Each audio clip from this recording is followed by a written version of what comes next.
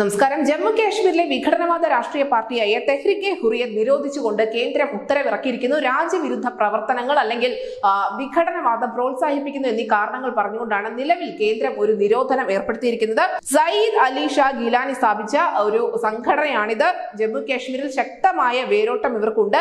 ഇതിനു മുൻപ് തന്നെ തെഹ്രികെ ഹുറിയത്ത് നിരോധിക്കുമെന്നുള്ള വാർത്തകൾ സജീവമായി തന്നെ ചർച്ചകളിൽ ഇടം പിടിച്ചിരുന്നു എങ്കിൽ പോലും ഇപ്പോഴാണ് ഈ വർഷം അവസാനിക്കുമ്പോഴാണ് കേന്ദ്രത്തിന്റെ ഭാഗത്തു നിന്നും സുപ്രധാനമായ നീക്കമുണ്ടായിരിക്കുന്നത്. News desk CCTV Malayalam.